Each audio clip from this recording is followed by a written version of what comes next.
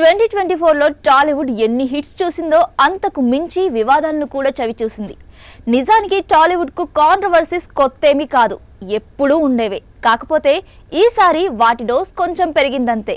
ఇక వివరాల్లోకి వెళ్తే ఈ ఏడాది అతి పెద్ద వివాదం ఏదైనా ఉంది అంటే అది అల్లు అర్జున్ జైలుకెళ్లడమే. పుష్ప 2 ప్రీమియర్ సందర్భంగా సంధ్యా థియేటర్ వద్ద జరిగిన తొక్కిసలాటలో ఓ మహిళ మృతి చెందింది. ఆ టైంలో అల్లు అర్జున్ అక్కడే ఉన్నాడు. దీంతో ఆయనపై కేసు నమోదైంది. పోలీసులు బన్నీని అదుపులోకి తీసుకున్నారు. కోర్టు ఆదేశాలతో చంచల్గూడ జైలుకు తీసుకెళ్లారు. ఆ వెంటనే హైకోర్టు బన్నీకి బెయిల్ ఇచ్చింది. అయినప్పటికీ ఒక రాత్రి బన్నీ జైల్లో గడపాల్సి వచ్చింది. ప్రస్తుతం ఈ వివాదం ఇంకా కొనసాగుతూనే ఉంది. బన్నీ కోర్టు కేసు కంటే ముందే మరో కేసు అతి పెద్ద కాంట్రవర్సీ ఒకటి ఉంది. అదే అక్కినేని నాగార్జున కొండా సురేఖపై వేసిన పరువు నష్టం దావా.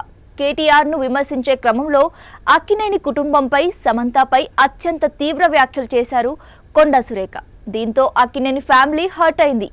దీంతో కొండా సురేఖపై క్రిమినల్ పరువు నష్టం దావా వేశారు నాగార్జున. ప్రస్తుతం ఈ కేసు కోర్టు పరిధిలో ఉంది. ఇక మీడియాపై మోహన్ బాబు దాడి. ముందుగా మోహన్ బాబు ఆయన కొడుకు మంచు మనోజ్ మధ్య వివాదం రేగింది. ఓవైపు ఆ వివాదం కొనసాగుతుండగానే మీడియా ప్రతినిధిపై మోహన్ బాబు చేయి చేసుకున్నారు.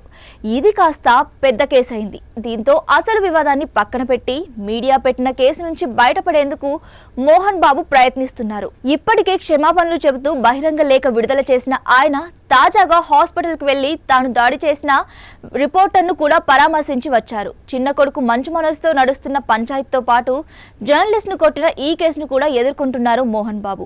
ఈ ఏడాది టాలీవుడ్లో అత్యంత వివాదాస్పదమైన మరో కేసు జానీ మాస్టర్ది. తనను లైంగికంగా వేధించాడని, పలుమార్లు అత్యాచారానికి పాల్పడ్డాడంటూ తన అసిస్టెంట్ మహిళా కొరియోగ్రాఫర్ జానీ మాస్టర్పై ఫిర్యాదు చేసింది. అయితే ఇక్కడ అతిపెద్ద వివాదాస్పద అంశం ఏంటంటే ఆ టైంలో తాను మైనర్ అని చెప్పుకొచ్చింది. దీంతో పోక్సో చట్టం కింద కేసు నమోదు చేసి జానీ మాస్టర్ను అరెస్ట్ చేశారు పోలీసులు. కొన్ని రోజులు జైల్లో ఉన్న జానీ మాస్టర్ ప్రస్తుతం బెయిల్పై బయటకొచ్చారు. ఇక టాలీవుడ్ ను ఉలిక్కి పడేలా చేసిన మరో వివాదం రాజ్ తరుణ్ లావణ్యల ప్రేమ పురాణం. రాజ్ తరుణ్ తన భర్త అంటూ పోలీస్ స్టేషన్ మెట్లు ఎక్కింది లావణ్య అనే యువతి.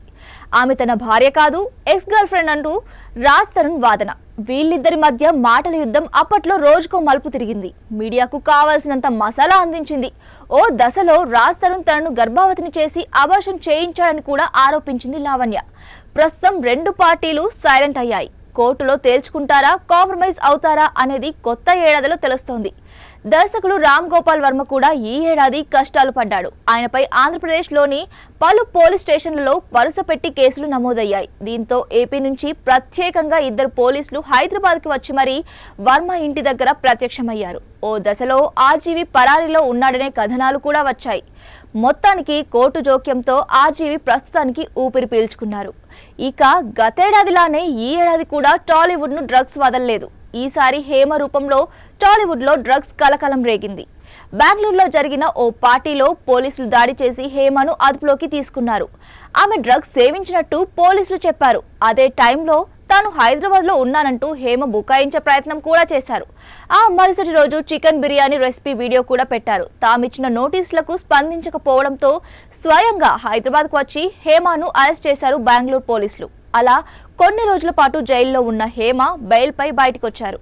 ఈ గ్యాప్లో ఆమెపై మూవీ ఆర్టిస్ట్ అసోసియేషన్ సస్పెన్షన్ విధించడం, తిరిగి ఎత్తేయడం అన్నీ జరిగిపోయాయి. ఈ ఏడాది టాలీవుడ్లో వెలుగు చూసిన వివాదాల్లో ఇవి కొన్ని మాత్రమే. చెప్పుకుంటూ పోతే మరికొన్ని కాంట్రవర్సీస్ కూడా కనిపిస్తాయి. పూనం కౌర్ తొలిసారిగా నేరుగా త్రివిక్రమ్పై ఆరోపణలు చేశారు. మూవీ ఆర్టిస్ట్ అసోసియేషన్ త్రివిక్రమ్పై తాను చేసిన ఫిర్యాదుపై స్పందించలేదన్నారు. అటు ప్రభాస్పై బాలీవుడ్ కమెడియన్ అర్షద్ వార్సీ చేసిన వ్యాఖ్యలు కాకరేపాయి.